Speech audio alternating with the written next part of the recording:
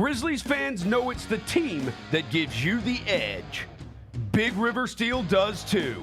And much like the Grizzlies have recruited legendary talent, we want you to be part of our team.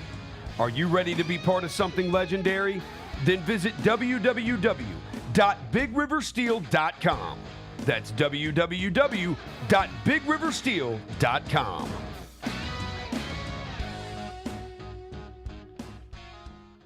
You've seen the Grizz line jamming on the court and rocking out on Beale Street, and this is your chance to join the best drum line in the NBA.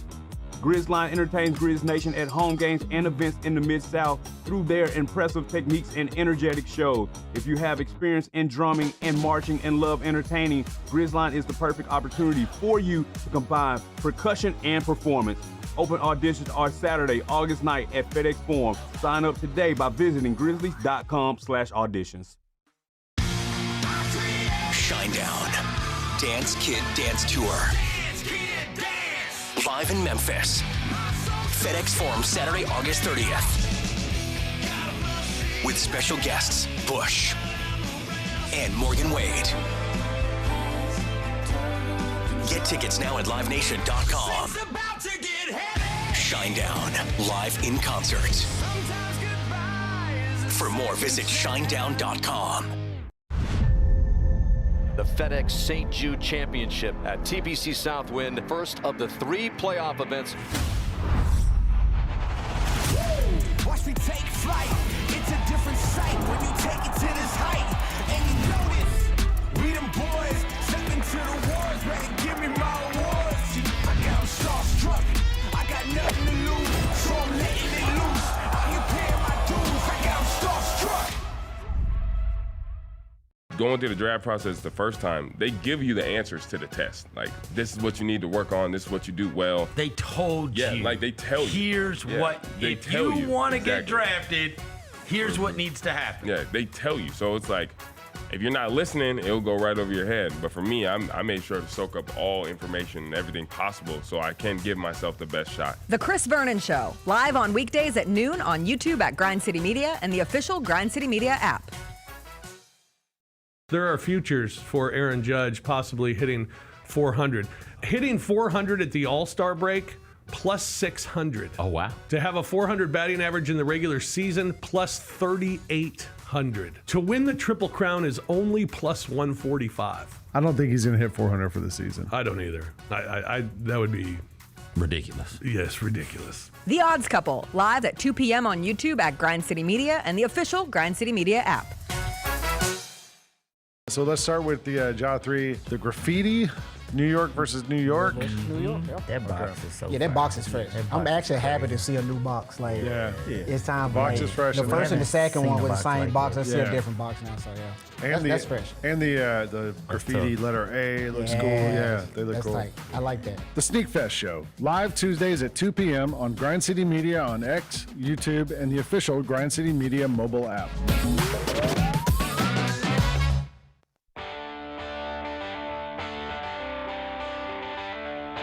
Live from the Built Ford Tough studio at FedEx Forum, it's the Gary Parrish Show, presented by Ortho South, on YouTube at Grind City Media and the official Grind City Media app. Now, here's your host, Gary Parrish.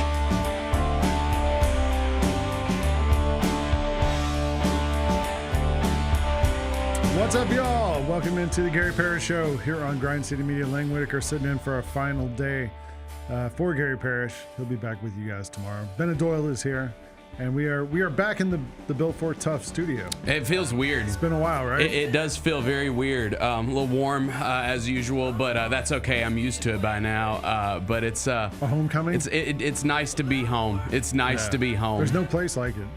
That's what they say. Yeah. We got a lot of stuff to get through today. It's the first day back after the weekend, and there was a lot of NBA kind of news and notes, some Grizzlies stuff too involved in all that from over the weekend. So we're going to go through all that stuff. We're going to talk about in the 5 things. NFL training camps are underway, and Bennett's Titans had several news stories come out that we'll talk about that stuff. Happy Gilmore 2 finally came out. And did you watch? Yeah. I watched too. Okay. I went to a viewing party. Do you went to Happy Gilmore 2 viewing party this weekend? Well, because you can't go to the theater. That's true. Yeah, it's on Netflix. So anyway, we'll talk about. I'm interested to get your thoughts. I got thoughts. I do too. Yep. We're going to talk about the Baseball Hall of Fame. Induction ceremony happened yesterday. It was a lot less kind of noise around it than it is usually, which is weird because there was not a lot of other sports stuff happening. But Ichiro went in the Hall of Fame. Dave Parker, shout out to Cobra, went in the Hall of Fame. And some other guys too. We'll talk about that. CC Sabathia. Also, college football coaches rankings. I don't know if you saw this, Bennett. Bill Connolly from ESPN did this college coaches rankings where he took into account performance, but he also took into account like job expectations, resources, all these other things. I thought it was a pretty interesting list. It's kind of interesting. It's kind of cool. So we'll talk about that, go through that. There's a story about the IMAX. IMAX is saving movies right now, it seems like. Yes. And that's important to you. I saw, well, it is very important to me, you know, as the flag bearer for cinema. Yes, the fact that we are back. It's been a big weekend. It's been a big summer at the box office. Yeah. So, and IMAX is a big part of it. There was a cool NBC story on it last night that I wanted to talk about. All right, yep. And then we'll get you to the carryout. But hey, speaking of movies and stuff, this morning I woke up. And like, you know, usually like the first 10, 15 minutes, I kind of lay in bed and go through emails and just look at social media before I get going, which I know is not the way you're supposed to use social media. Like you're not supposed to wake up and just start scrolling, but I do. Oh God, is that true? Well, I don't know, but we work in a news situation. I was going to say, I think I literally open my eyes every morning and the first thing I see is my phone. I know, me too. It is. I roll over and grab my phone immediately. That being said, my family's out of town for a couple of days, and so I have a little more free time than normal. So for some reason, I woke up this morning and I thought maybe I should look up the list of like the 100 greatest movies of all time, see which ones I haven't seen, working my way down, and then try to watch them this week. I have I have like free time. The Braves suck. I'm not going to watch them, so I can watch other stuff. I found I looked at the New York Times just did a list, and I remembered hearing about that, but I went and looked at it, and it's only the best of this century. Yeah, I was going to say, like, if you go look up, like, I think the IMDb one that's like the best movies of all time. AFI has one. Yeah, you're going to have to watch some stuff that, let's just say it may not be as appeasing on the eyes to like the, you know, people that live in this century. I'll say, I looked it up. The AFI #1 movie of all time was Citizen Kane. I've seen that. Yeah, it's a classic. Number 2, The Godfather. I've seen that. Number 3 was Casablanca, which I've never seen. Oh, it's great. It's a great movie. I just feel like the thing that scares me about it is I know it's black and white. There's nothing wrong with that. I'm just afraid it'll be boring. I was talking about, like, I think one of the best of all time is Wings, which is from like the 20s, and I mean, it's just it's pretty unwatchable. The only thing that's like current in this top, Raging Bull was 1980. Schindler's List, seen that. Everything else is like super old. Star Wars is number 13. Yeah, that makes sense. So Psycho. So what made you do this? I don't know. I just woke up and thought about it. And I was okay. I was thinking of my day, and I was saying, like, what am I going to watch tonight? Because I don't really want to watch the Braves because they're so bad. And normally that's what I watch every night is the Braves. But anyway, we were talking about NBA stuff. Yep. Well, before we get to that, this weekend I saw you Saturday. Oh, yeah, at Sneak Fest. Yeah, we both went to Sneak Fest on Saturday. That was awesome. I had a great time too. Shout out to the Sneak Fest crew. They always put on a great event. Sherm, Jerry, and Adam. Sneak Fest, 2:00 every Tuesday here on Grind City Media with me and Bennett and Sherm, Jerry, Adam. Shoot, everybody was there. Roser was there. Devin was there. Yeah, we had a whole crew up there. It was really fun. I wasn't able to get a pair of sneakers because they didn't have. Were you looking for something in particular? I wanted those Powerpuff Girls, the Dunks. You know what I'm talking about? Yeah. They had like there was a couple pairs. There was the green ones and the blue ones that a couple different vendors had, but none of them were in my size. I wear a size 13, and that's usually like a harder size to find. There was one table there where this dude had 25 pairs of shoes, all size 14 and 15. Yeah. No 13. But dude, there was like a ton of people with like, there were some people that had like carts that they were just racking. Yeah, man. Did you see the guy with the backpacks? Like, yeah, the digital backpacks. Yeah, it was like a backpack with like a movie or something. Yeah, you can can upload a video on them. Pretty cool. It was cool. It had like, this guy had like Michael Jordan highlights or something playing on it. That was pretty cool. What else? You do anything else this weekend? No, it was. I wasn't able to. I heard that the shows down here were great this weekend. Yeah. Apparently, Glow was sold out and was awesome. I think Creed showed up. Moneybag showed up. It's apparently a big weekend in downtown, so that's awesome. I'm glad people got down. Roser was at to the the Creed forum. show. No, we're just. Yeah, he said he had a great time. I'm sure he'll have a review on Chris Vernon's show coming up. But we're just getting ready for back to school, man. Yeah, we're just.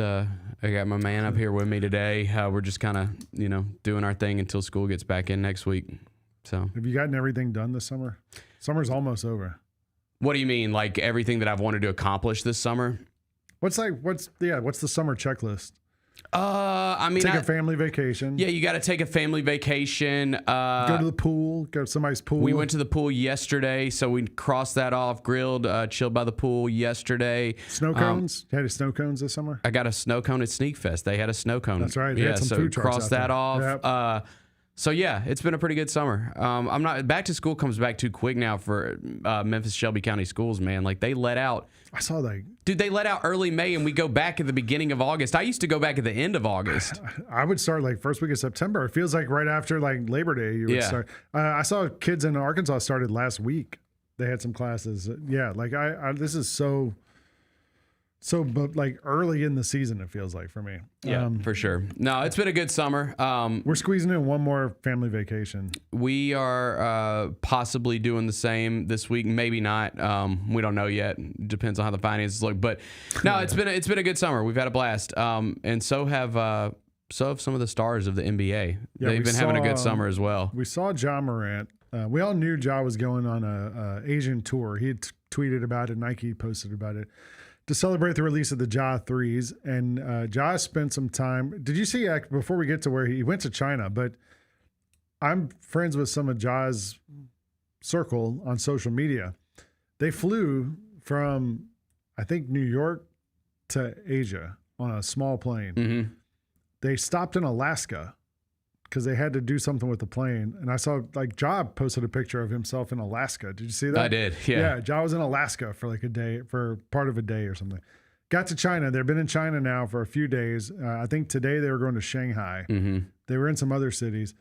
And they had like some pep rally type things for Nike to talk about the new shoes, the Ja 3s, to introduce Ja. And the reception was incredible. Like I saw photos and videos of like people lining the streets. I mean, it was like the president or something was visiting. The one that you're talking about of him going down the street and there's the barricades that people are standing behind. Like that was, the star power is real, dude. Yeah. The star power is real. They were having to like keep people away from the van he was in and stuff. Like, and then he went on the court and we have this dunk. Hopefully you've seen it by now. Ja went out to like do some, shoot around. I've been to those things, and it's summertime. They try not to. They don't ask the players to do too much. No, they're just there, shaking hands and kissing babies. Yeah. But Ja did this. My God. Jesus. It's ridiculous. Can we have this guy in the dunk contest? Didn't even break a sweat. Well, I heard JB and CJ talking about it today, and obviously being in the thick of summer, things like that get brought up, like the dunk contest. It's good summer fodder. It should be. He should be in the dunk. Like if he can do that without warming up, without thinking about it, like he didn't plan. I'm sure he didn't spend a month planning what to do with this thing. You know what I mean? Yeah. Like if you have time to like plan it and think about it and practice, like that's something else. So they went through. They were talking about it. And they pulled up like the list of the past however many dunk contest winners. Did it really have like McClung. It has not been. I mean, there was. I guess you had like the Levine years, but it was kind of before Levine was. Nate Robinson, Dwight. You had Howard. Nate Robinson, Aaron Gordon, but like it's really been since Blake Griffin jumped over that car that it's kind of fallen off a cliff. Yeah. I mean, it just has. Well, they didn't do it for like a year or two. Yeah. There was one year that I've been to all these dunk contests because I had to cover All-Star weekends. There was one year they had a wheel. Do you remember this? They brought out this giant wheel and they spun it, and whatever dunk it landed on, the guy had to do that dunk. It was terrible. Yeah, I remember that. I actually asked David Stern one time if those the guys at Slam and myself, if we could have some sort of say in this dunk, can we help you fix the dunk contest? He said, put together a memo, send it to us, we'll take a look at it. And of course we didn't. No, yeah. But I think the main thing is you got to get guys who care about it. Like the one thing about Mac McClung is he clearly cares about being in the dunk contest and practices and, has some like cool dunks ready to go instead of like guys who were just like, oh, well, let me just try this. I'm going to miss. Like when Birdman missed 20 dunks that year, remember? Like Chris Anderson just kept missing and you were allowed to miss as many times as you wanted. I mean, Ja doing that in a dunk contest, like the other thing with Ja is he's not Aaron Gordon's size. That's kind of what makes Mac McClung special too, is he's smaller. Yeah, I mean, just the problem with that is he's a G League player, right? Yeah. Like, I mean, you have to have some kind. It doesn't even if it's not the All Stars, like you just have to have real NBA players. One time I was in France on vacation around Christmas, whatever, and they had the French League All Star game, and a friend of mine was a journalist who covered French basketball, and he was like, "Come to the French All Star game." So I went. And they had a dunk contest, and it was none of the players from the French league. It was just the best dunkers they could find. And there was a guy who was like a street ball guy who since then I've actually researched the guy and found out like he's like one of those, streamers and all this, but he's like a big dude in the dunking world. He won the dunk contest and he jumped over like 6 people to win it. Like those guys have a lot less to lose by getting hurt or losing the dunk contest. Like that's the thing. If Ja's in it and loses, then you're kind of like, oh man, But these other guys, like that's all they do is dunk. And those guys, like it's kind of cool to have those guys be able to do amazing stuff like that. Yeah. So. No, they were when they were talking about it on their show, they were kind of posed the question of how do you get those guys to do it? How do you get a guy like Ja to do it? It's simple. You pay them. Yeah. You do a huge cash prize, right? What's up, bro? Get out of here. I'm doing a show. Get out. We're ready for summer to be over. I'll get you in a minute. My bad. It's all good. I saw him coming in. I didn't say anything. Yeah, I don't know if Ja would do it. I hope he would do it. But this tour, though, I think really kind of underscores Ja's popularity. Like we kind of, I don't know, I kind of get used to it, right? Like we're around him all the time. We see him every day.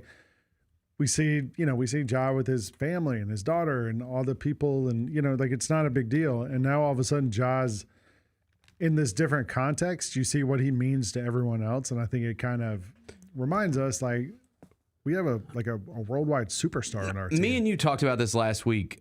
I think we just, because we're at the games and we see him every night and we see him warming up and stuff like that. Obviously people come to see him here. Yeah. But I do think that, I'm not saying you get numb to it, but you just... Yeah, not numb, but you get used to it. You get used to it, right? Like we see it. And seeing those videos this weekend, it's like, no, this is one of the biggest stars in the league. And again, like... In the world. Yeah, I mean... Literally in the world. Yeah, I mean, the Ja threes, like we talked about a lot last week with the new rollouts, and obviously those shoes are going to be massive, and you saw a bunch of people that had sneakers trying to get them signed from them this weekend. They're posted on Sneakers app, by the way.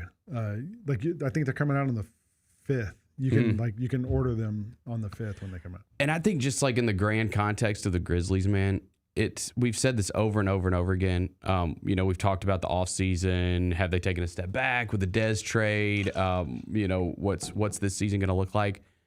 Dude, the season's going to look like what he makes it look like. Like if he is available and can play 60, season's gonna look like Ja. Dude, if he's available and can play 65 plus games, there's no doubt in my mind this is going to be a good team. Yeah, he's one of the stars of the league. He's one of the best players in the league. He's just got to stay healthy. And if he does, they are going to be competitive. I don't know how competitive. I don't know where they would stand in the West, but like they're in the mix. I remember his rookie year, the first preseason game he played. I was sitting in the media section, next to somebody who's been around here forever. And after the first game, he turned to me and he's like, I think Ja had more highlights in that first game than like maybe we've ever had a player have in his career here. And it's true. Like he's just electric. And to your point, we don't want to say we're used to it. We don't want to say we're numb to it, but we do see it a lot. And we see it all the time.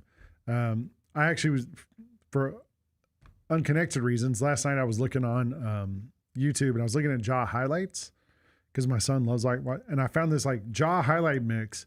It was an hour long. And I was like, who has an hour worth of highlights in their career when you're in season 6 or whatever it is? Right. But but Ja does. Yeah. I mean, it's pretty easy. The NBA just put out last week Ja's top 10 dunks of the season from last year. I saw it. Yeah. I mean, and even those are ridiculous, you know. That doesn't even include like the 360 layups and all the other wild. He also missed a lot of games. Yeah, like it's crazy. Yeah. To do all that stuff. But yeah, it was cool to see Ja pop up this weekend. And it's cool to see him get the love for sure. It's really cool to see him get the love. I mean, those videos were just, again, like you see that and you're like, damn, he really is like a mega star in this league.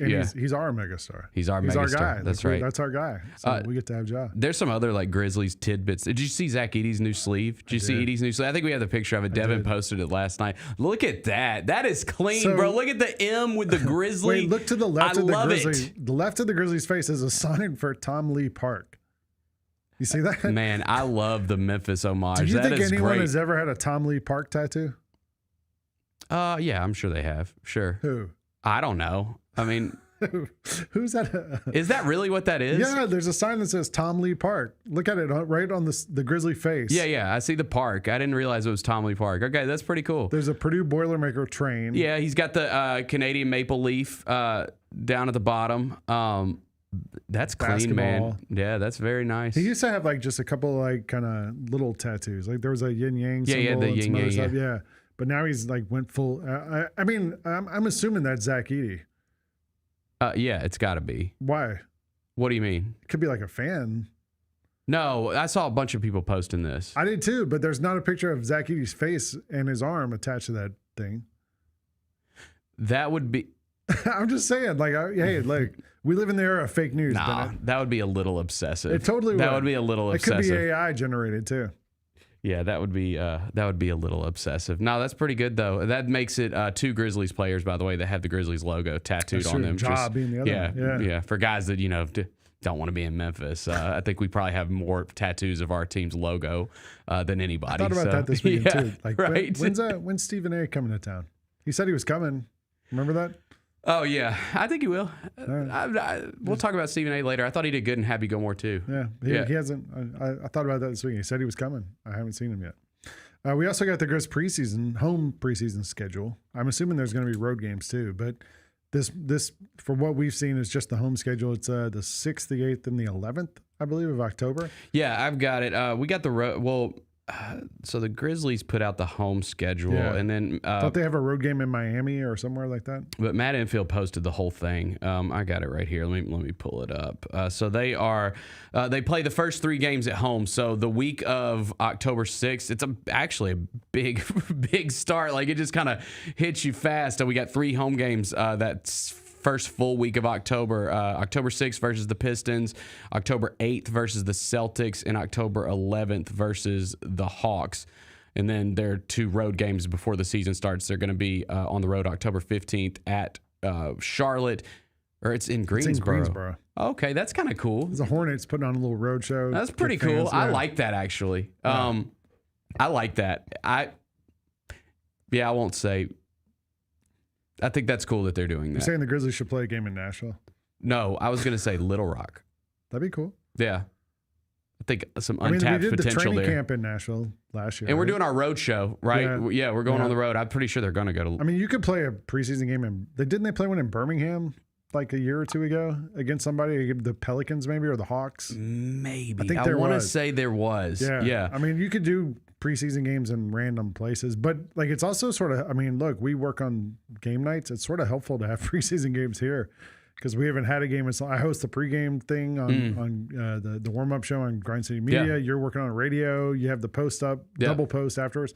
So like it's sort of helpful to get a couple of preseason games here just so everyone can kind of get back in the groove of doing all that stuff. For sure. Well, we'll have 3 that week. You're going to love the preseason. By the way, that week, we talked about going back to school. Yeah. That's fall break when kids are out of school for the whole week. Not ours, isn't. Not Shelby County School. Yeah. No, Shelby County's the next week. I'm pretty sure Shelby County's the week of the 15th. I don't think so. Are you sure, dude? I'm pretty sure. We were mapping out our break. If not, then I got problems. I'm gonna look it up. But that's fine.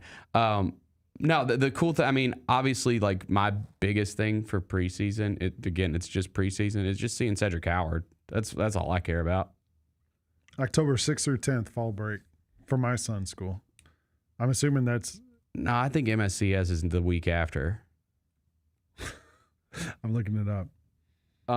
MSCS student calendar 25-26. It doesn't matter. It's not a big deal. No, so my biggest thing for preseason. It is a big deal. Theirs is a week later. Yeah, right? yeah. And we'll be on the road, so it's good.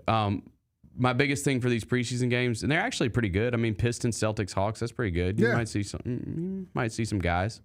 I mean, the Hawks are one of the more interesting young teams. The Celtics are kind of like.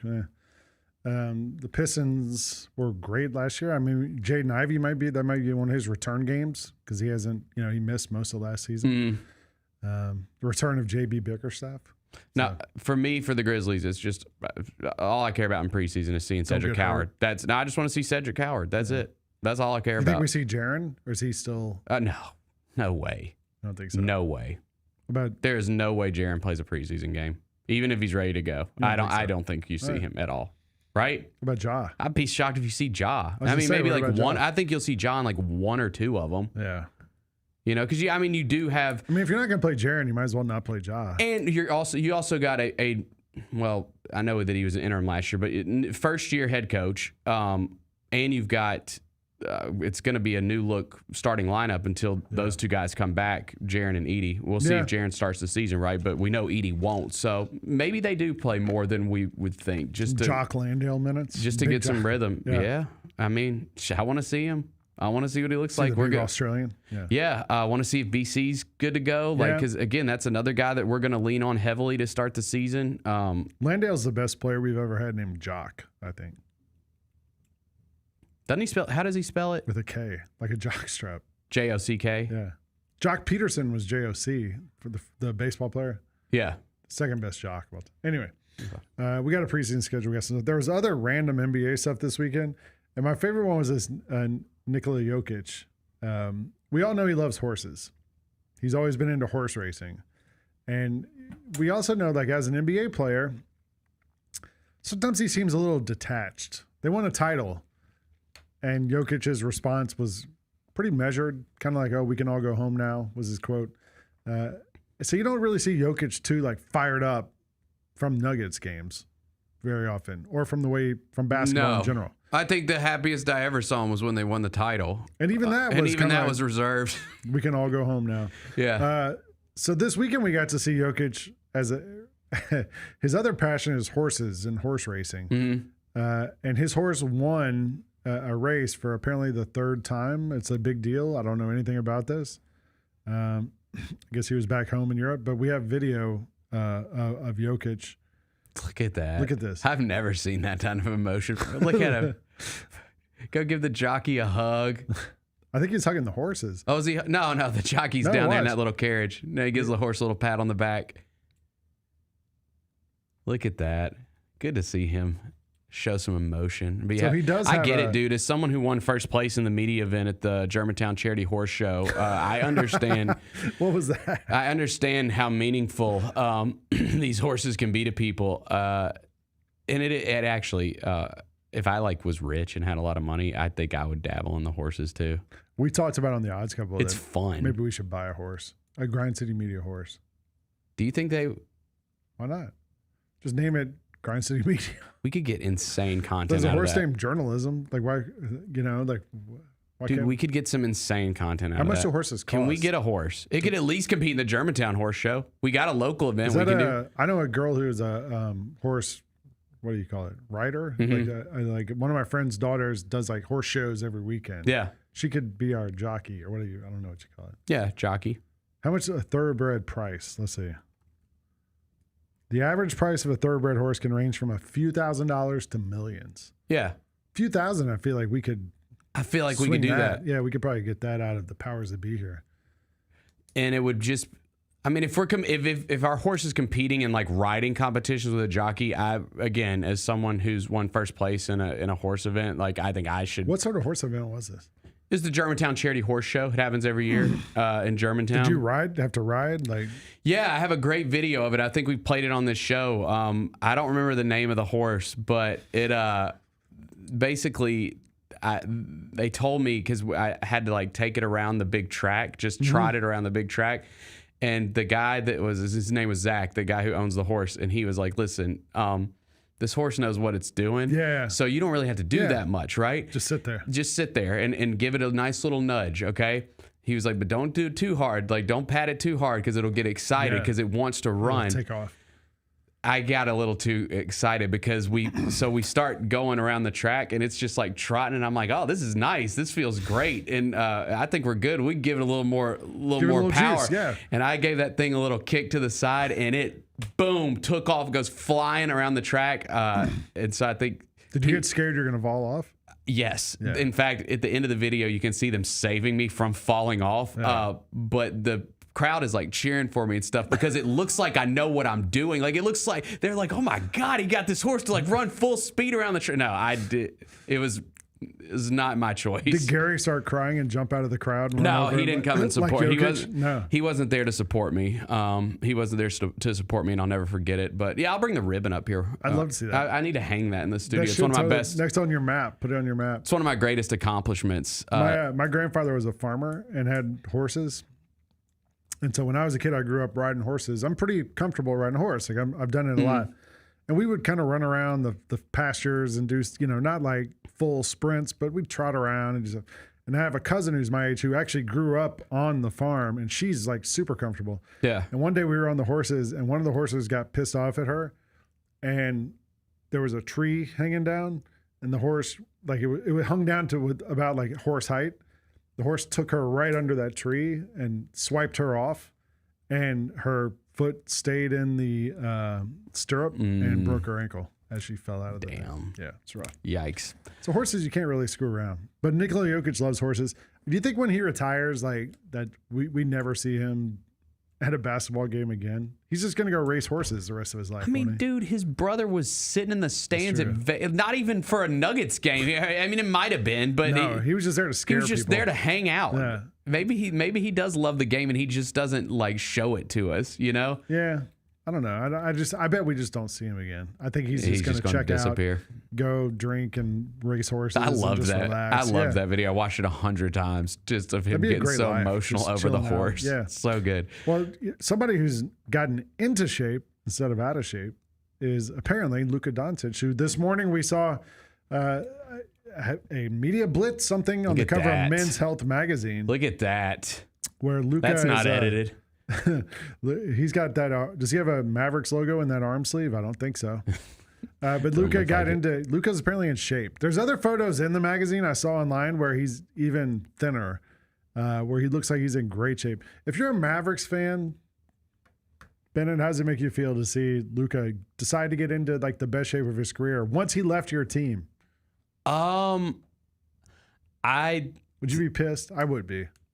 I mean, but dude, I feel like he got fat shamed more than ever, when he became a Laker. So I don't know. I mean, I think they would have loved him. This version, the chubby version. I mean, I say chubby like I'd kill to look like Luka. The chubby version, Luka, right?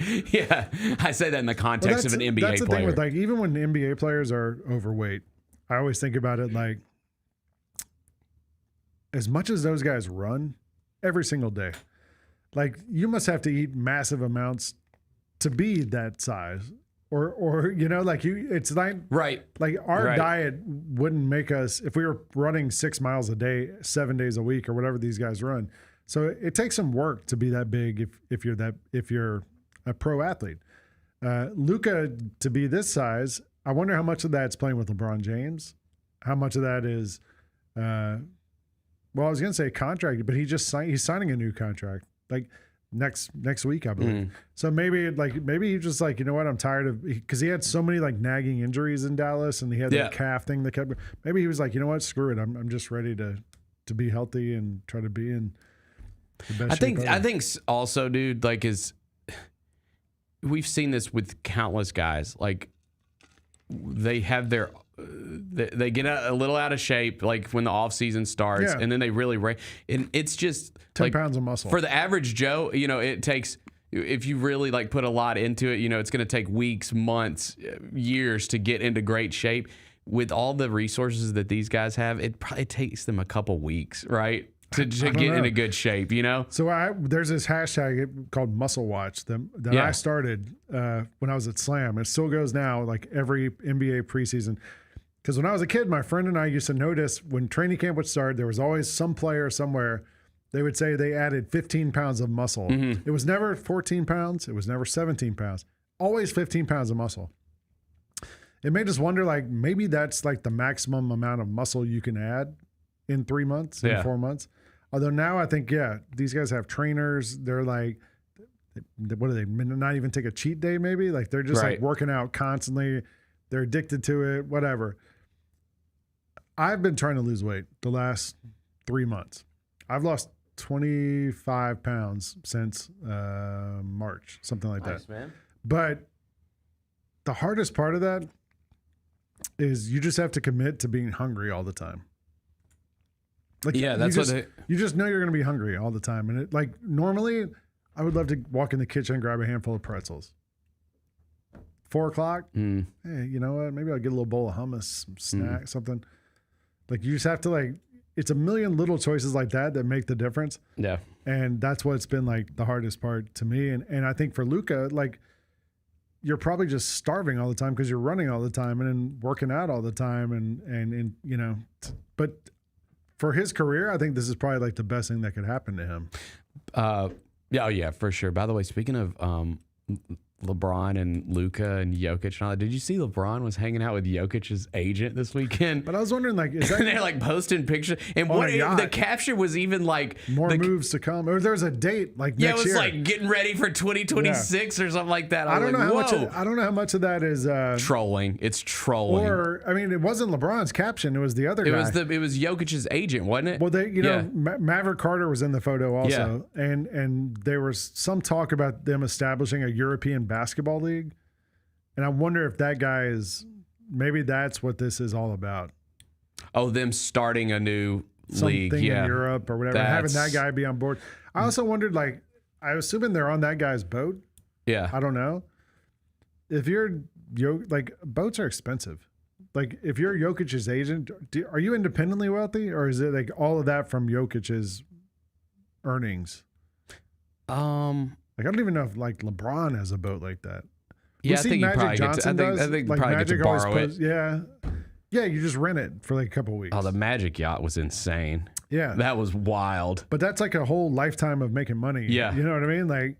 I think NBA players. I don't know if they have enough to have something like that.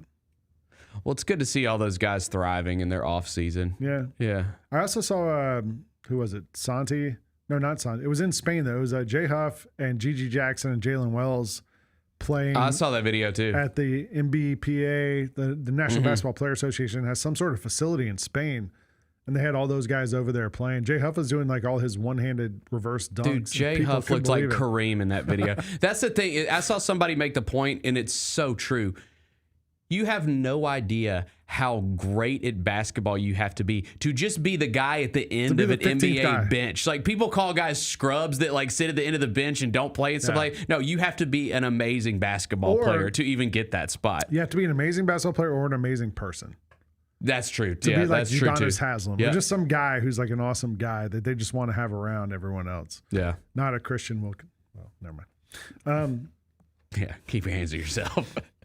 All right, you want to take a break? Let's take a break. Yeah, let's take a break. And we don't have Michael Hughes with us today. He'll be back next week. Oh, yeah. Michael got, he posted a video. I don't think he'd mind me telling you. He got double knee replacement. So, I hope Michael gets well soon. But apparently everything went well. But he's resting today. So. Yeah, that's no joke. I know I heard somebody on the radio, not Michael, but somebody else on another show talking about having double knee replacement. And they're the worst part of it is if you have one replaced, you can still kind of get around. You can go to the bathroom. Yeah, you can hobble, right? Yeah, having two, it just totally takes you out. Yeah. But it's probably a shorter overall recovery time than doing it 2 different surgeries. So I got some good video from Titans camp in the next segment. Yeah, Titans hat on? It's that time of year, buddy. We had Cam Ward highlights? Yes, we are going to overreact to practice highlights in this next segment. But me, yes. Yeah. All right, we're going to take a break. We're going to come right back and get to 5 things. You're watching the Gary Parrish Show here on Grind City Media.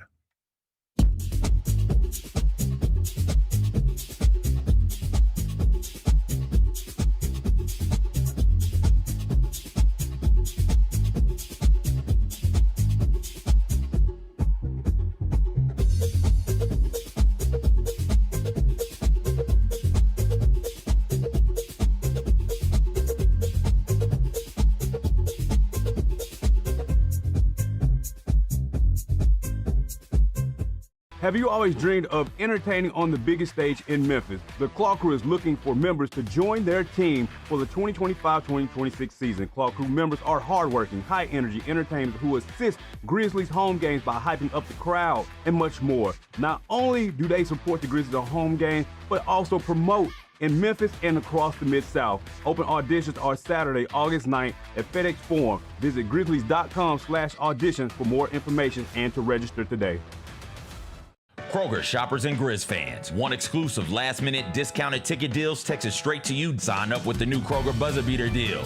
Fans can sign up by texting Grizz to 636-479 or visit your local Kroger store in the Delta Division and scan the QR code. By signing up, you agree to receive recurring automated promotional and personalized marketing text messages from the Memphis Grizzlies. Consent is not a condition of any purchase. Message frequency varies. Message and data rates may apply. Sonic Radio. Welcome back to Sonic RNDIO. That spells radio with me, the CIO. This just in, the new Sonic $1.99 menu lets you build a crave-worthy meal for just $1.99 an item. Whether that's a creamy shake, crispy tots, or a quarter-pound double cheeseburger. This just out. Ostriches. They're mean, not very cute, and in my opinion, way too big for a bird. Don't miss the Sonic Fun 99 menu. 5 items, always $1.99. Live free, eat Sonic. Tax not included. See menu for details. It's time for our Pick Six, Mike. 6 classics that we're most looking forward to in the 2025 football season. Las Vegas, obviously, that's the Grambling State University, Jackson State University clash. They're taking 2 iconic HBCU brands going to an NFL stadium in Las Vegas. Get all of your HBCU sports and culture news by tuning in to HBCU Huddle with CJ Hurt and Mike Wallace. New episodes drop every Thursday on grindcitymedia.com, YouTube, and Spotify. Did you know the Grizzlies were going to try to get up and get you? No, I have no clue. I thought the Grizzlies loved me when I worked out because it was like super fun and everything was, just natural. We were just having a conversation. It wasn't like said, what's your favorite color and, like all that stuff. What's your favorite color? It wasn't interview. First date type vibe. Yeah, it wasn't interview questions. It was just like, hey man, how you doing? Like, and it was just real easy to talk to him. It was real easy to talk to Coach Thomas. The Chris Vernon Show, live on weekdays at noon on YouTube at Grind City Media and the official Grind City Media app. There are futures for Aaron Judge possibly hitting 400. Hitting 400 at the All-Star break, plus 600. Oh, wow. To have a 400 batting average in the regular season, plus 3,800. To win the Triple Crown is only plus 145. I don't think he's going to hit 400 for the season. I don't either. I that would be ridiculous. Yes, ridiculous. The Odds Couple, live at 2 p.m. on YouTube at Grind City Media and the official Grind City Media app. So let's start with the Ja 3, the graffiti, New York versus New York. New York. Yep. That box is so fresh. That box is fresh. I'm actually happy to see a new box. Like, it's time. Box is fresh. The first and the second one with the same box. I see a Yeah. different box now. So And that's fresh. And the graffiti letter A looks cool. Yeah, they look That's cool. tight. I like that. The Sneak Fest Show, live Tuesdays at 2 p.m. on Grind City Media on X, YouTube, and the official Grind City Media mobile app.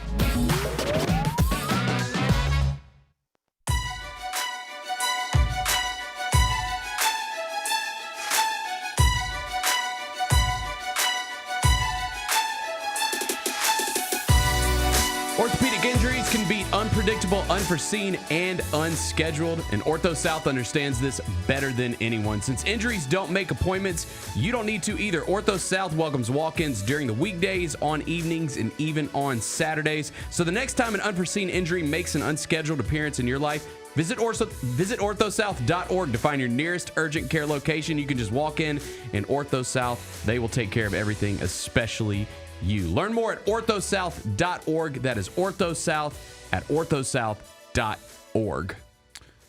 Welcome back to the Gary Parrish Show here on Grind City Media. Lang Whitaker in for one more day for GP along with Bennett Kyra. I got some bad news, Bennett. What's going on? We talked about possibility of Grind City Media buying a horse. Yes. And we said they can cost anywhere from a couple $1,000s up to, kind of sky's the limit. Yeah, I mean, the thoroughbreds are quite pricey. It turns out a champion horse. Mm-hmm. The low end's about $20,000. Like, I don't know if we could swing that. But I don't want the champion. I want the gritty underdog. So you want a loser? No. I want the gritty underdog that I personally trained to. Yes. Like Seabiscuit. Again, I was the biggest underdog at this event at the Germantown Charity Horse Show. Okay? Who else raced in that thing? I don't know. I can't even remember. If you're an underdog. I just know at the time I was an underdog. Right? Yeah. I don't think Joe did at that time. It's $20,000 to hundreds of $1,000s. And then you got to, training and all that. Maybe we could make the horse like our mascot. I thought about that. Have him come out to events. When they have Grizz party on the plaza, have him out there. People can take photos, I like the way you're thinking, man. We got to talk to some people. I know some people around here. I like the way you're thinking. Let's talk about them. All right, let's get to 5 things. Yeah. Number 1. All right, let's spam these people with some Titans preseason guy's a little too excited. Content. This is the best thing to come out of the sports world this weekend. It's not even close. Cam Ward looks incredible. He is dropping dimes left and right. I've got like 50 videos. I could only narrow it down to 3. Okay. I could only narrow it down to 3 videos. Let's start with this first one. This is to Tyler Lockett. Double coverage? Wide receiver. Double coverage? Are you kidding me? That doesn't look like a journeyman receiver there. That looks like a savvy veteran. It doesn't look like a smart throw in making double coverage. Veteran plays. But, okay. Oh, that's okay. Listen, we're going to have some Cam Ward turnovers this year, and that's fine. That's what rookie years are all about. This is the jump start year, I heard right? a stat this morning. Last season, the Titans, 2-15 against the spread. Yeah. Does that feel about right? That checks. Yeah, that checks. Also, Will Levis, his last... I think it was Levis. No, it was Kirk Cousins. His last series of games, he was 1 TD, 9 interceptions. But so Cam Ward's looking. All right, stop trying to. Come on, give me another one, Kyra. Give me another one. Look at. Okay, this is my favorite one. Look at this. Oh, get out of it. Get out of there. Get out of there. Get rid of it. Get rid of it. Dime. Oh yeah. Dime. Throwing across your body in traffic Calvin always Ridley. works My out. God. You want to bet? Nothing. Calvin Ridley, most underrated receiver in the NFL. Well, most underrated receiver in the league. No one talks about him. No one talks about him. He was on my team. We had to get rid of him because he was gambling on games. That's in the past, bro. That's in the past. Do we have another one, Kyra? Or was that all of them? There's a reason we don't talk about him. That doink. Oh, that was just a great catch. Good catch. That was just a great catch. That was just a great catch. Who are the receivers? Lockett. And Ridley and a bunch of rookies. Right. And a bunch of rookies. Well, and the reason being that it is a bunch of rookies is because Treylon Burks got injured today or yesterday. No, it was Saturday. He got injured, suffered a fractured collarbone at practice. He's going to undergo further tests, but he's expected to miss the start of the season.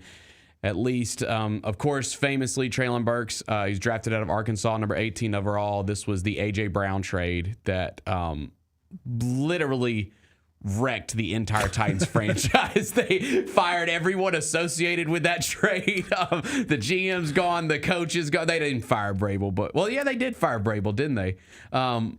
Yep. So, yeah, they fired everyone that was associated with that. Although I don't think Vrabel was on board with that trade. If you saw the draft night video when the move was made, and you can see Vrabel in the green room like, oh my God, I can't believe we just did that. Look, I want to say, like, I feel terrible for Treylon Burks. Because he missed all last year, right? Dude, he has been injured his whole career so far, all right? And because of that, this is probably the worst trade, one of the worst trades in Titans history for sure. Because A.J. Brown, this is the stat that keeps getting thrown around, and I don't even like repeating it, but it is. A.J. Brown has appeared in more Super Bowls than Treylon Burks has touchdowns in the NFL. That's not good. Not good. And the thing is, man, it's not his. I mean, the injury. It's just injuries. You can't criticize somebody for. It's just injuries. And when the guy has played, like there have been signs, like he has made some nice plays when he's been on the field. He's just never on the field. And I thought, like coming into this, just because, again, you're going into the season with Calvin Ridley's your number one. Tyler Lockett's a guy that they brought in as like a veteran to help out Cam Ward, but who knows what the expectations are there. And then they drafted I believe 2 receivers and tight end, the gunner out of Texas. And so it was like, well, Treylon Burks has been here. He's been in the Titans organization now for going on to 3 seasons. Like, maybe he's going to have a real chance here. And he had made some plays in training camp. Like there was a video that was going around last week of him catching a nice pass from Cam Ward. And so it just looked like that there might have been an opportunity for him to rejuvenate his career. Now it's not going to happen. He's not going to be a Titan.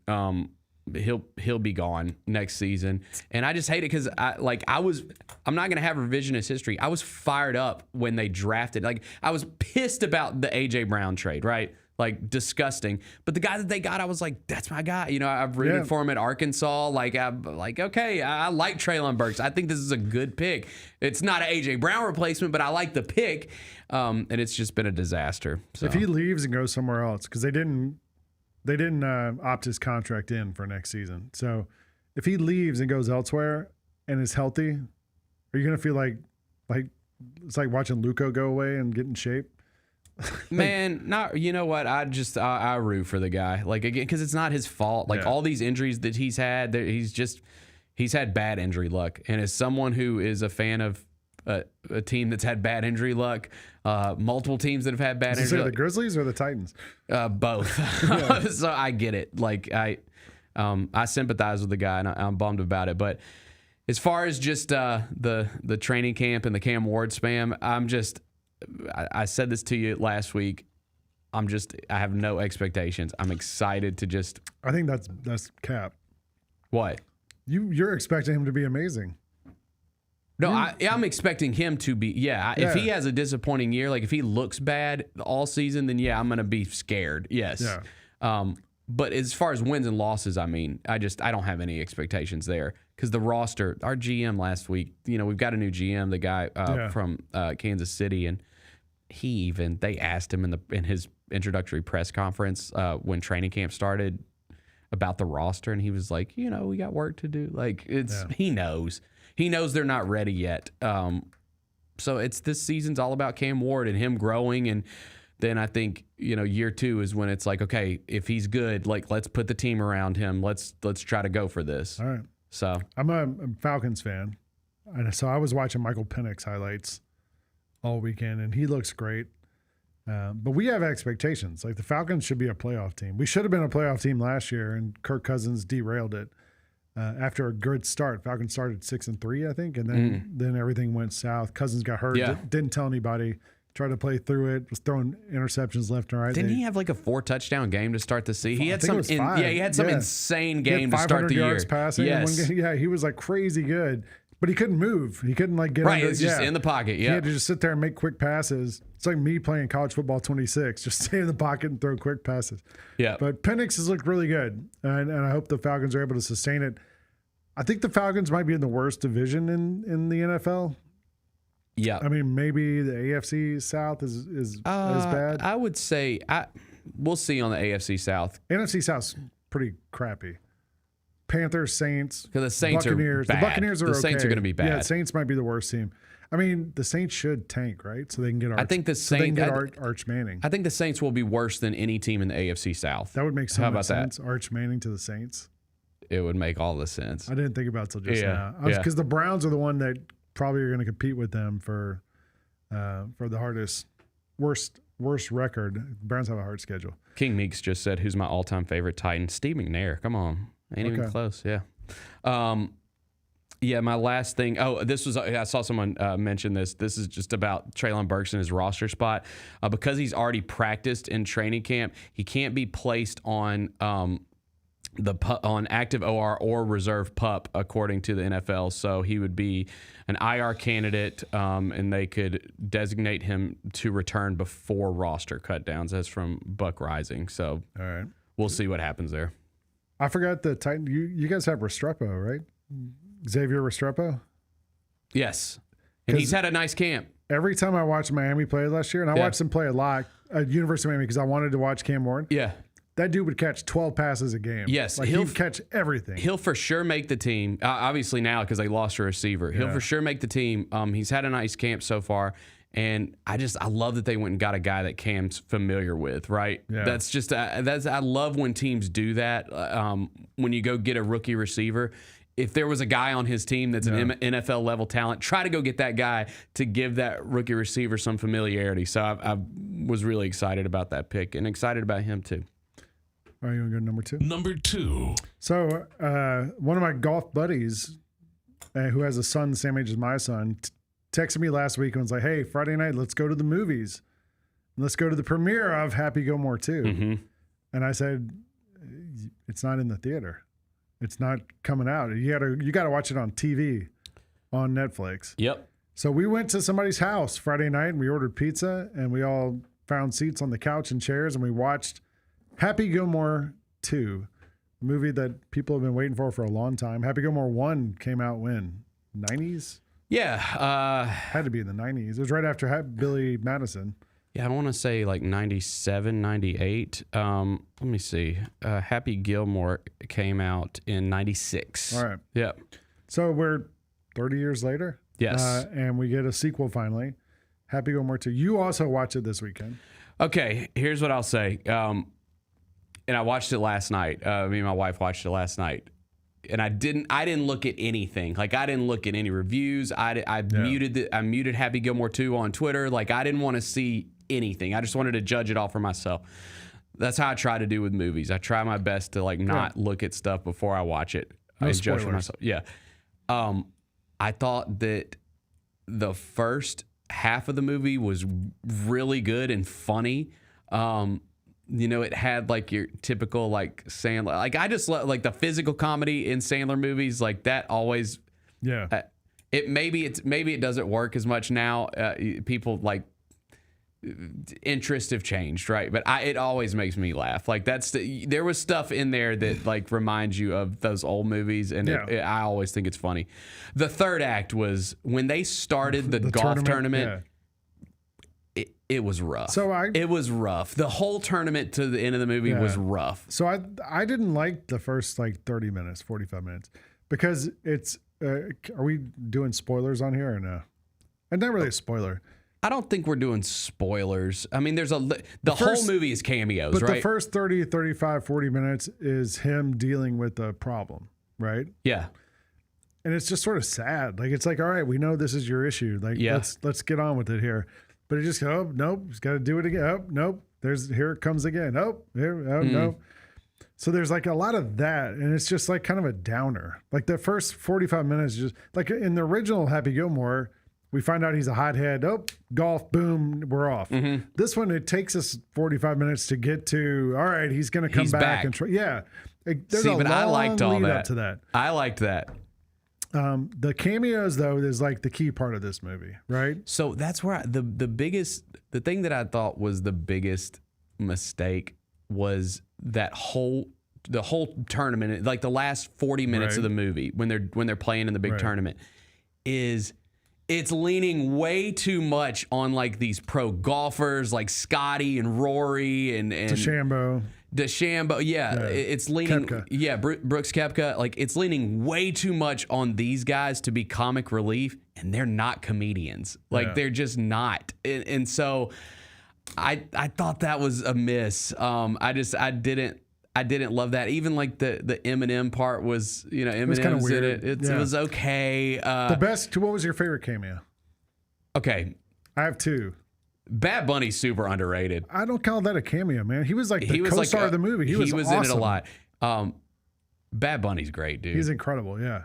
Ever since the WWE Backlash when he wrestled in the Puerto Rican street fight, I love Bad Bunny. Like, he can do no wrong to me. Like, he's great, man. And he's actually pretty funny in this movie. I was kind of surprised at how funny he is. He's hosted SNL and like been on SNL stuff before. So like, I knew he could act, you know. Okay, so I thought he was good. I thought as far as like the big Boban? Boban was okay. Well, no, like if you think like the guy who played Jaws died in real life. You know, in the original movie, I don't remember what his name was. There was the guy, the giant, Jaws, who played Jaws from 007. From 007, who died. And so they were like, well, how are they going to replace him? So they have his son in this movie, and I was like, oh, of course. And it's Boban wearing the wig. Like, that was terrific to me. Okay, so of all of the, of all the golfers that were in it, and there was a ton of them. Oh, I have a favorite of that. Dude, I thought Will Zalatoris was by far the funniest golfer in it. Not even close. Well, he had a great part. He got given the best part because he was he's a callback. He's a callback to the old movie. So I thought he was pretty funny. the other guys, even the old heads like Jack and Arnold Palmer and Fred Couples and stuff, I'm sorry. they're not comedians. They made Xander Schauffele, like they had him have a bunch of like jokes about farting or something. And that was one of the worst. He's also he's so anonymous that they had to make another golfer say his name in the middle of that. So like people know who that is. Yeah, I did not love any of that. I thought Travis Kelce was okay. He's had a couple of comic relief. Scheffler was okay. Like his story part is funny when he goes. Yeah. But it's like a callback to real life. Like that's funny too. I mean, the other part I thought was kind of odd. Not really odd, I guess, but just interesting was so it sets up so it's almost like the PGA Tour versus Live Golf, right? Like they're fighting this new golf league that's basically Live Golf. It's got music playing and two of the guys on his team are part of Live Golf. DeChambeau was wearing a Live Golf shirt the whole time. Yeah. And he's like trying to beat the Live Golf guys. Koepka was part of it. Right. He's trying to beat the Live. So that was kind of odd. Like those guys being like, all right, well, yeah, whatever. We're part of this.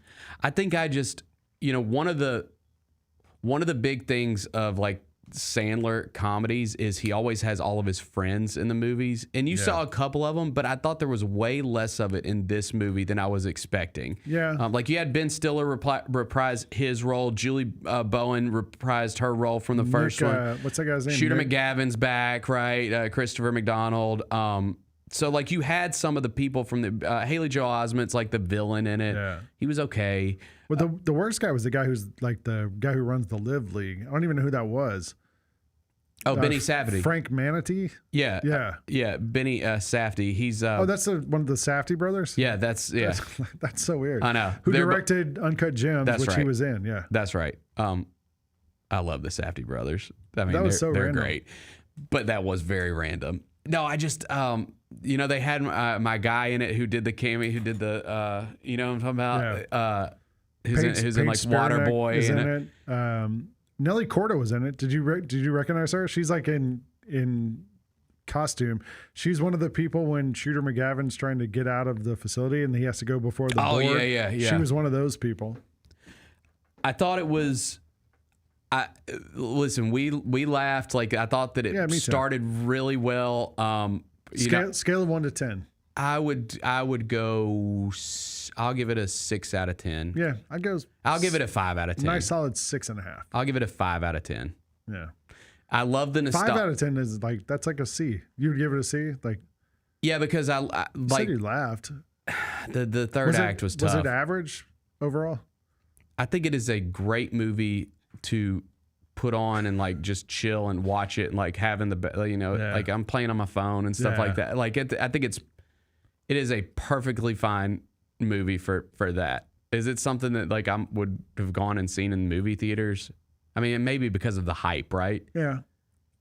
But it was okay. It's also like 30 years ago when it came out, you would go see it in the theater because Adam Sandler was such a exciting person to go see in movies, and he wasn't around all the time. Like now that he's been in all these movies and we know him and all that stuff, it's kind of like, okay, Yeah, I mean, he did get it. Like, I was surprised that Margaret Qualley was in it. Like, I mean, she's a huge star now. That scene with her and Eric Andre and them playing golf on the course, the guy from SNL.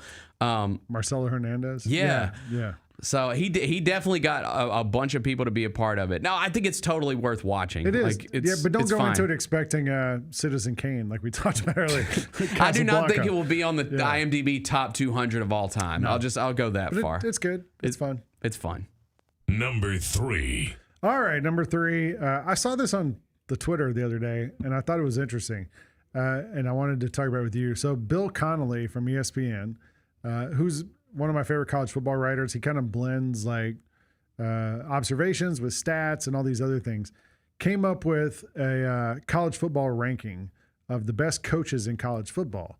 And so he did it by putting together like win-loss record, finances, recruiting, all these different things. But he did it by the last 20 years. Wait, you're on the wrong one. Am I? No. I thought we were going to that one. No, we're doing Baseball Hall of Fame first. Oh, sorry. Yeah, you went out of order. What do you want to do? Baseball Hall of Fame? Yeah. Let's just knock that one out real quick. Sorry, guys. Did you see it at all yesterday?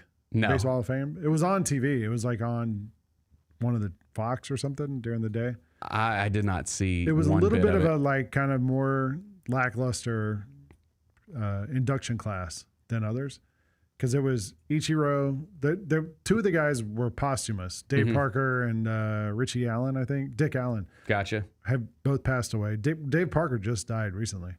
The guys who were there: Ichiro Suzuki, CC Sabathia, Billy Wagner. And Ichiro was actually very funny. So like his whole career, he spoke with a translator. Yep. And I get it. Like a lot of those guys who are from other places, they're afraid of saying the wrong thing. That's right. Like Ohtani does, but he doesn't really need one. Acuna does too. Right. But he doesn't really need one. Ellie De La Cruz on the Reds this year said, you know what? I'm going to just try and do it without a translator. He's like, I think people want to hear me talk. I'm just going to do my best. Yeah. I did a Yao Ming cover story for Slam when Yao was a rookie. And I spent a week with him, and he spoke in English the whole time, was hilarious, funny. But when we did the sit-down interview, he wanted the translator because he was afraid of saying the wrong word or, whatever. I get it. Ichiro did this whole thing in English, and it was very funny. He made a lot of jokes. He ended his career with the Marlins, or toward the end of his career. There's a clip I think we have of him cracking a joke here. And to the Miami Marlins, I appreciate David Sampson and Mike Hill for coming today. Honestly, when you guys called to offer me a contract for 2015, I have never heard of your team. I think he was joking. How about this? I was looking at numbers and stuff with Ichiro. Why did he say that? That's mean. That's just mean. Ichiro's first 10 seasons, he had at least 200 hits and won a Gold Glove 10 seasons in a row. That's Isn't that crazy? That's wild. He had 262 hits in one season. But the weird part about him is he wasn't unanimous. So like all those baseball Hall of Fame voters are these old crusty guys, and they have all these, you can't, nobody deserves to be unanimous. There's only been one unanimous person in the Baseball Hall of Fame. Do you know who it is? Mariano Rivera. It's the only one. Interesting. In the history of the Baseball Hall of Fame. Like Babe Ruth didn't make it unanimously. So I think the cool thing about Ichiro is, when you talk about like appointment viewing in Major League Baseball, like you talk about like the home run hitters, right? Yeah. McGuire, Sosa, Barry Bonds, Shohei Ohtani, Aaron Judge. Like you talk about this guy's at bat. Ichiro, it was appointment viewing for a totally different reason, right? Like he's going to do something wild, make an insane play. He was all over the place, dude. Yeah. Yeah. He always was going to he wasn't going to strike out. You knew he was going to put it in play or do something. Right. He said when they announced he'd made the Hall of Fame and he was one vote shy of being unanimous, he said, well, whoever that writer was, maybe they can come to my house and have dinner and we can laugh about it together or something like that. Yeah. During his speech yesterday, he was like, that invitation has expired. No. It was pretty good. It was cool. I mean, Sabathia got into Dave Parker's son read a poem Dave Parker wrote before he died about going into the Hall of Fame. That was amazing. And it was really cool, kind of a cool moment to hear too. Right on. But yeah, sorry, Baseball Hall of Fame. Congrats to those guys. All right, I started explaining this and was going down the wrong road. Kyrie's used to me going out of order. Number 4. Bill Connolly from ESPN put together a list of the best college coaches. And it's sort of there was a sort of a strange criteria for this because it's not just like here's the winningest and losingest coaches, right? It's like here's guys who may have done more with what they had than other guys and all that stuff. So he put together this list. We have a graphic of it, of the best coaches of the last 20 years. Okay, look at number 16. So this is considering budget. This is considering recruiting. This is considering win-loss, all these other things. What do you think about that top 3? Would you put Heupel ahead of Kirby? No. That seems kind of wild, right? Yeah. Like what? I mean, the resume is just better, right? It's just I think Kirby's the only guy on that list who's won two national titles. That makes back to back. That makes no sense to me at all. I mean, I guess you could argue Tennessee has less resources. I don't know. He hasn't won a championship. I mean, I'm putting the guys that are in it that are still operating at a high level that have won championship. Right, dude. Yeah. I don't know. I'm putting Kirby Smart ahead. I'm putting Dabo ahead. James Franklin? Like, why is he so high? They've lost a big game every time they've been in the big game. They always lose the big game, right? I mean, they win all the games they're supposed to win, right? Mm-hmm. But they don't win the one they kind of need to win. It's almost like they never win as underdogs, right? Yeah. No, I don't know about that. How about Dan Mullen, number 6? I don't understand the criteria here. It doesn't make sense to me. So apparently there's a what would be the reasoning for putting him there? I don't know. I mean, I guess that Florida was pretty good when he was the coach. Okay.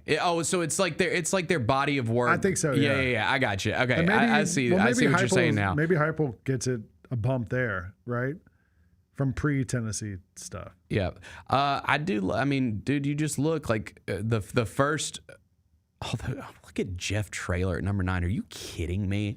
Like, is it all because he said he's winning without being able to pay his players? Like, because they don't have a good NIL budget? You know who's not? God, this guy has the best PR in college football. You know who's not in that top man. 30?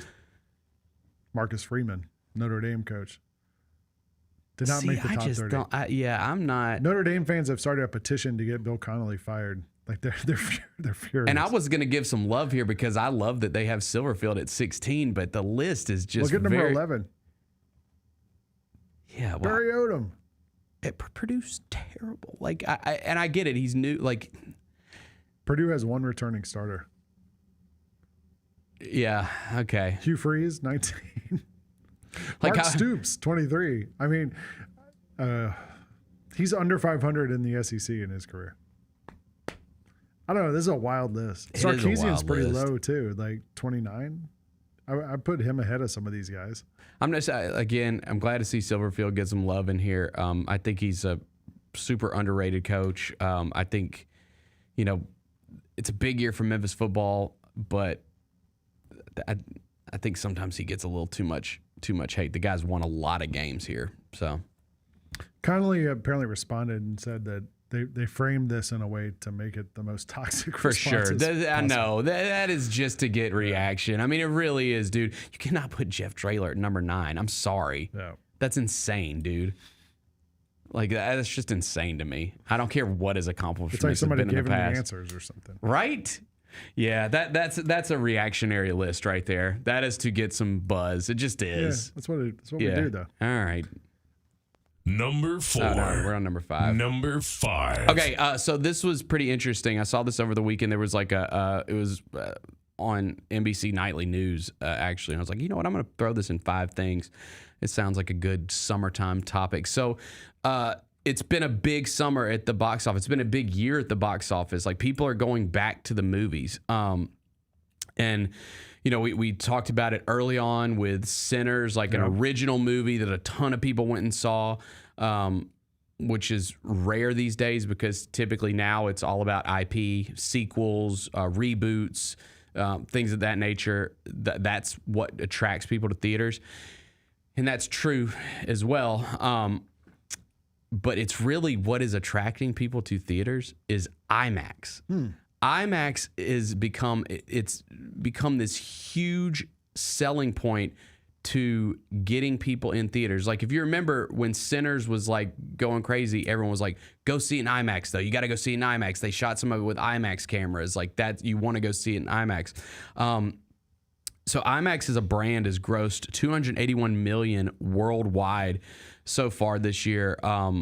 They've captured approximately 3.6% of global box office market share on less than 1% of screens. So basically, like, it's a bunch of, like, Could this also be because all the new movies come out in IMAX and people want to go see new movies? Well, so that has become, like, for instance, the Fantastic Four had a huge weekend. It did like $280 million at the box office. It out projected what they thought it was going to do. And a lot of that was because of IMAX. Now, granted, IMAX screen, it's more expensive to go see a movie on IMAX. So obviously your numbers are going to go up if a lot of people are seeing it on the IMAX. But their stocks, the shares of the company are up roughly 60% over the past year. And so it's just kind of cool that, like, it's this, you know, how do you sell people on going to the movies now when it's so much easier to when just Happy Gilmore is out at home. Yeah, when you can just chill at your house with your own snacks, you got your own big TV at your house. You know, like, how do you sell people on going to the movies? You give them this insane experience that, like, can only be seen in IMAX, right? And I think it's a really good selling point. I hope that we only have one IMAX screen here in town. Somebody's talking about this in the chat. They said that there's the Malco has the IMAX at the Paradiso, right? Yeah. Yeah. They said have you ever been to the MXT? I have downtown. They've got them. And what is that? I don't even know. It's basically like it's just a bigger screen. Is that the ones where the seats move and stuff? No. It's 4D. It's basically like it's like junior IMAX. It's like IMAX. Little IMAX. It's like little IMAX. Yeah. It's like little IMAX. It's great though. Yeah. It's great. But I do think that a city like that, I think we could use another IMAX screen. I would love that. I saw F1 on IMAX. Yeah, so they talk a lot about that in this story, basically saying because that's an Apple product. Yes. Apple struck a deal with IMAX. This was like a year before F1 came out, and they secured the use of IMAX's camera technology to help the film. That film generated like $300 million globally, which well outperformed what they thought it was going to do in its first 10 days in the theaters. And 20% of that came from IMAX screenings. So again, it's just like, it's a great selling point, I think, for theaters. And I just think it's a way to give people that little extra push to try to go to the movies. I'm going to... I just read this morning about Christopher Nolan. His next movie he's filming now, and it's the Odyssey, right? Like the Greek long story. But he's filming the whole thing in I can't IMAX. Wait. So didn't he do Oppenheimer? Was all in IMAX. Yeah, that's too. his thing now, right? He's Mr. IMAX. He's Mr. Dr. IMAX. He's Dr. IMAX. Yes. But like some movies, like if Happy Gilmore 2 was filmed in IMAX, it wouldn't matter. Like, who cares, right? It's just just people walking around and kind of making jokes and stuff. The more blockbusters you get, the more IMAX I think we get. And so I could, I don't know, I'm into it. You know what the thing that gets me is when I went to see the F1 movie, they had some of those collectible popcorn containers for sale. You know what I'm talking about now? Like when movies come out, they make special popcorn boxes that you can get filled up with popcorn. Like Dune had a popcorn box you could get. Like the big one this week was Galactus, and the thing's like $90. It's like $80. Yeah, like what in the world? It does look cool. It looks cool, but man. what are you gonna do with it? Like that's to me. I don't know. That is crazy. That's like a pair of shoes. Yeah, the Galactus one was dope. I saw it. I did for a second think, man, I really want that, but no. Do you have any of those at your house? Like popcorn buckets? No, I do not understand that. I saw one at F1, and it was like there was some movie coming out, a horror movie about a little. What's the one that came out recently about a girl? I don't know what it was, but they had some sort of horror. They had some sort of horror popcorn box at the thing, and I was like, "Oh, cool!" And it was like $65 or something. Yeah. Like, oh my gosh, it's bad enough that the thing of popcorn costs $10, but anyway. Yeah. No, so that was cool, man. It's been a good year for movies. Go to the movies. Go see Fantastic Four. It was awesome. I'm gonna go see that. Yeah, it was awesome. I haven't seen that. And I think the cool thing about it too is like, people have Marvel fatigue now because they've just put out way too much stuff in a short period of time. This one, you don't have to have seen anything. You don't need any to do any homework before going to see it. It's just a standalone movie, so you can enjoy it without watching anything else prior.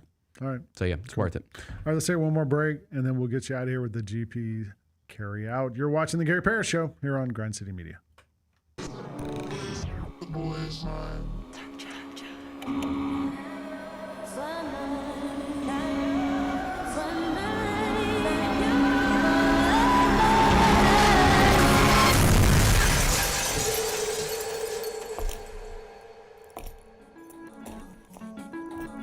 You ready?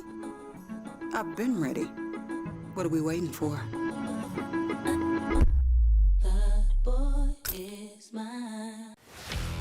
Let's face it, there's a lot of trash talk in basketball, but the great teams let their performance do the talking. Like Ford F-150 with Pro Power on board, a class-exclusive industry-first feature that turns your truck into a mobile generator and leaves the competition speechless. Ford F-150, official truck of the Grizzlies. Greatness starts here at your Mid-South Ford dealer. Class is full-size pickups under 8,500 pounds, GVWR. Kroger shoppers and Grizz fans. Want exclusive last-minute discounted ticket deals texted straight to you? Sign up with the new Kroger Buzzer Beater deal. Fans can sign up by texting Grizz to 636-479 or visit your local Kroger store in the Delta Division and scan the QR code. By signing up, you agree to receive recurring automated promotional and personalized marketing text messages from the Memphis Grizzlies. Consent is not a condition of any purchase. Message frequency varies. Message and data rates may apply. Sonic Radio. Welcome back to Sonic RNDIO. That spells radio with me, the CIO. This just in, the new Sonic $1.99 menu lets you build a crave-worthy meal for just $1.99 an item. Whether that's a creamy shake, crispy tots, or a quarter-pound double cheeseburger. This just out. Ostriches. They're mean, not very cute, and in my opinion, way too big for a bird. Don't miss the Sonic Fun 99 menu. 5 items, always $1.99. Live free, eat Sonic. Tax not included. See menu for details. It's time for our Pick Six, Mike. 6 classics that we're most looking forward to in the 2025 football season. Las Vegas, obviously, that's the Grambling State University, Jackson State University clash. They're taking 2 iconic HBCU brands going to an NFL stadium in Las Vegas. Get all of your HBCU sports and culture news by tuning in to HBCU Huddle with CJ Hurt and Mike Wallace. New episodes drop every Thursday on grindcitymedia.com, YouTube, and Spotify. RIP, the AAC. The American Athletic Conference is renaming itself the American Conference, and they come with a new mascot, and his name is Soar the Eagle. Soar opens his mouth, and I'm proud to be American starts playing. The American. Proud to be the American. Tune in to the Jessica Benson Show with CJ Hurt, live every weekday at 8 a.m.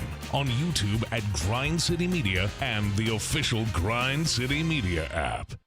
What is the biggest Summer League accomplishment so far for this Grizzlies team? Tuomas Isalo filling out his coaching staff. The Ryan Saunders hiring was essential. It was big time. You have a veteran NBA voice there. Hey, Grizzlies fans, be sure to tune in to Grizzbeat, where the panel and I break down all things Grizzlies and take a look at the rest of the NBA as well. The show is live every Wednesday, 2 p.m. on YouTube at Grind City Media and the official Grind City Media app. You get to the main event, and you hear the crowd. There's some rumblings in the crowd. Here we go. They say, "We want truth." I love how John Cena said when they were chanting, "We want truth." You can't handle the truth. There you go. I loved it. He takes the knee off, boom. Takes the mask off, boom. And it's our freaking truth.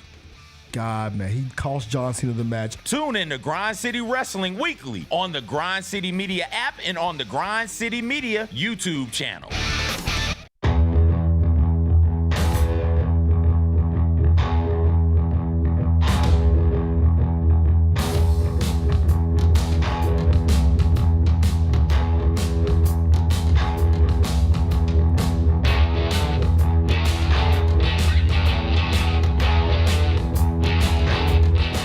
To the Gary Parrish Show here on Grind City Media. Lang Whitaker, Bennett, Kyra, we're all hanging out here. Trying to get you through this Monday, get you into the rest of the week. And to get you out of here, we're going to give you GP's Carryout. It's time for GP's Carryout. One final segment filled with stuff to take with you. It's not everything you need to know, but it's most of it. What did we learn today? We learned that in the NBA, summers are a time to spread your wings. Yeah. Do different things. Some people work out. Some people race horses. Some people get tattooed. Some people dunk and do crazy dunks and pep rallies. Yeah. It's good to see our guys having fun. Good to see Ja having fun and getting the love and shining. Right? Like healthy and doing that, dunking and that kind of stuff, and big smile on his face. Yeah, man. Happy Ja is a scary Ja. That's what he says. I love it. Those videos were awesome to see. I also learned that Cam Ward, the Rookie of the Year campaign starts now. Yeah. So I think it's already started. The Rookie of the Year campaign starts now. We have the video footage. We will continue to spam you with it. Can he win Rookie of the Year if the Titans finish 4-13? I think so, because I mean, we've seen quarterbacks on bad teams win it before, right? I don't know. Did Peyton Manning win it? No. Let me look it up. It feels like it says list of NFL Rookie of the Year winners. Manning did not win it. Did Roethlisberger? Well, he won a Super Bowl.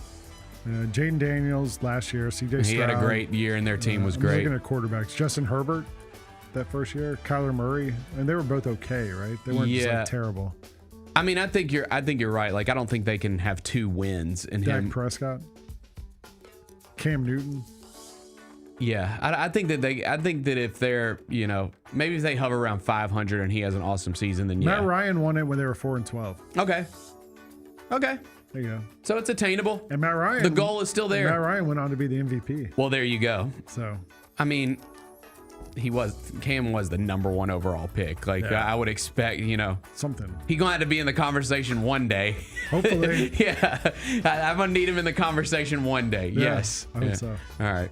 What's today's biggest game? All right, man. I'm taking you to the mound, buddy, because there ain't nothing else out there for you. I'm sorry. We're gonna go with tonight at 8:40 on MLB Network. It is GP's Mets at the San Diego Padres. The Mets have won 7 straight. They are rolling right now. Shout out Juan Soto. Appreciate you last night. So again, Mets 7 straight. They are underdogs tonight, though. San Diego is minus 130 at home. Let's see who we got on the mound for both teams. For the Mets, it's going to be Frankie Montas and Dylan Cease. For the Padres, former Cy Young Award winner. Yeah, so I'm going to go. God, 7 straight, dude. Don't you feel like that has to snap? Yeah. Like, yeah, I'm gonna go Padres. That feels safe. It's also Soto versus his old team, right? Like, yeah, I'm gonna watch tonight. I told you this is hilarious. The Braves are playing the Royals. The Braves suck. We just got swept by the Rangers. Tough weekend. The entire Braves opening week pitching rotation's on the injured list. Mm-hmm. Like, we're just like limping to the finish line. They're playing the Royals tonight, and it's Spencer Strider, who missed the opening season, but he's our best pitcher. Yeah. Against Rich Hill, who is, 45? Yeah. He just re-signed with the Royals. I was going to say, he's been doing it a long time. I mean, the Braves are terrible, and the Braves are minus 175 tonight, and the over-under is 9.5 in this game. So they're expecting some runs to be scored. So I'm going to watch that game. But it's not a lot of – there's only 2 WNBA games tonight. There's not a lot on. You know what we're getting into now is and I watched some this weekend. All those European soccer teams are on their preseason tours here. Yeah. So you're going to get these random nights where Manchester United plays Tottenham or whatever. Like there's random games on TV. Well, let me see. Hang on. Let me see if I can interest you in it. No, not tonight. Nothing tonight. Well, we got Copa America tonight. They're in the Final Four of that. England won the. I mean, you got Argentina and Colombia at 7 o'clock on FS1. Like, that ain't bad. That's a good match. That ain't bad. Okay.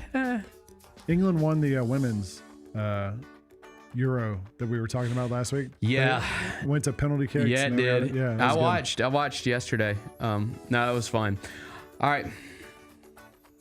What are we watching on TV? Okay, we're watching Raw on Netflix. It's the Go Home show. We got SummerSlam this Saturday. It is the...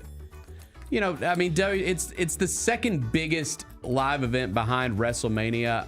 At least that's how they bill it. I've never viewed SummerSlam. To me, I like the Rumble. I think I would go Royal Rumble as the second best behind WrestleMania. But there's nothing better than them the countdown and then somebody come running out from the back. Like that's a great gimmick. Yeah, Royal Rumble is for sure number 2. But they bill SummerSlam as the biggest event of the summer, and it should be a big show tonight because everybody's going to be there. It's in Detroit. It's at Little Caesars tonight. Roman's going to be there, CM Punk, Rhea Ripley, so it should be a big show. Roman is going to be facing Braun Breaker and Bronson Reed in a tag match with his cousin Jey Uso this weekend. Trying to see like what else they have as far as Bronson Reed and Jey Uso going to wrestle tonight. Like I said, CM Punk going to be in the building. He's facing Gunther at SummerSlam for the World Heavyweight Championship. This is also the first. Well, it's the first Raw since Hulk Hogan passed away. Yeah, so they'll have a big tribute. Actually, I thought SmackDown. I saw people were kind of critical of it. They didn't think that the tribute was long enough for Hulk Hogan because he's just like one of the icons of the sport. I thought it was a great montage. I really liked the video. I even went back and watched it. Like, I thought it was pretty good. I mean, we live in our attention spans are short. Like, you can't, the video was, I think, like 5-6 minutes long or something like that. Which is like crazy long. Yeah, you can't do like a 20-minute montage to start. People ain't gonna pay attention, right? It's like having a 90-minute sports talk show.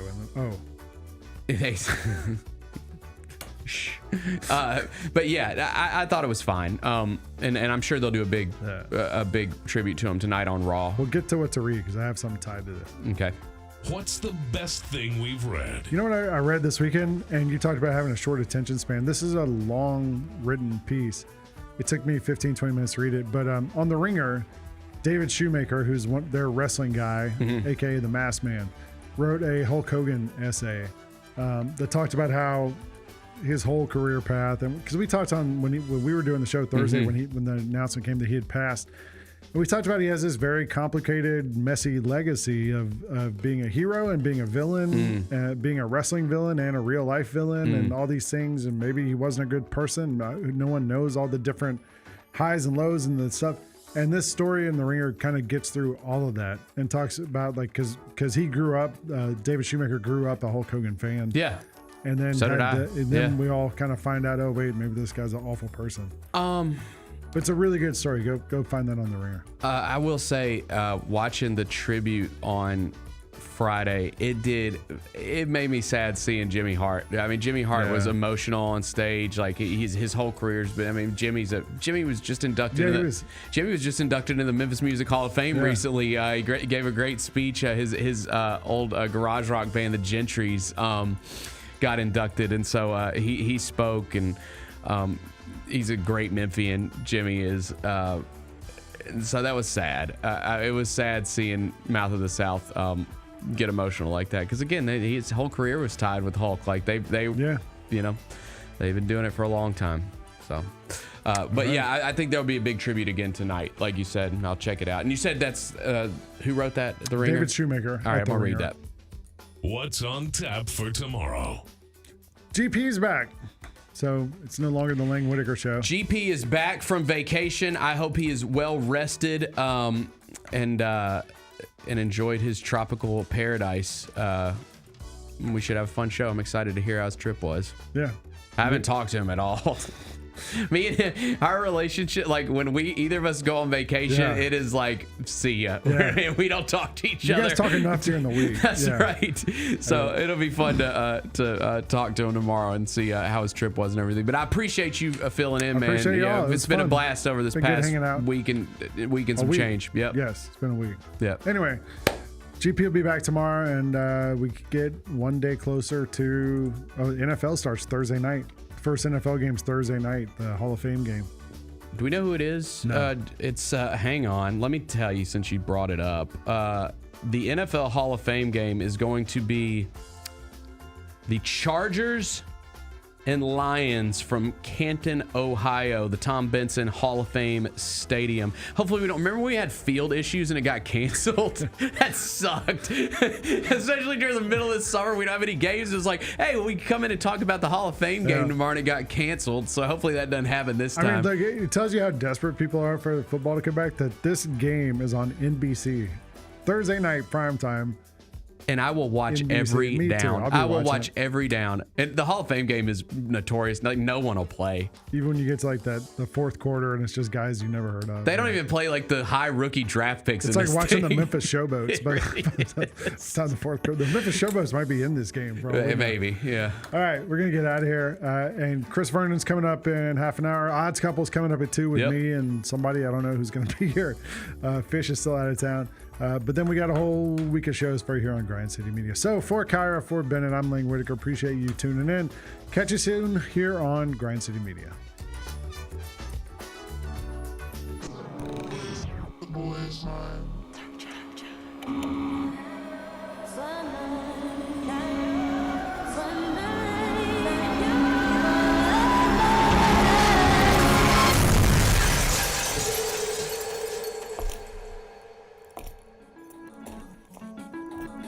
You ready? I've been ready. What are we waiting for?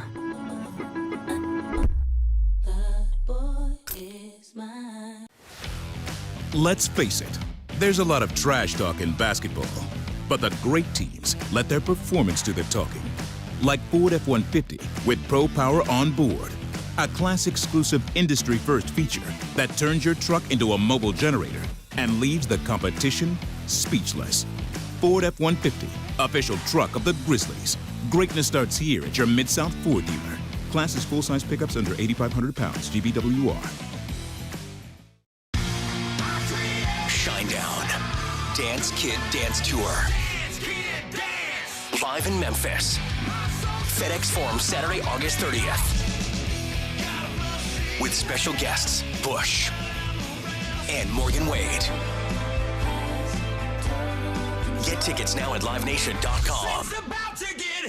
Shinedown, live in concert. For more, visit shinedown.com.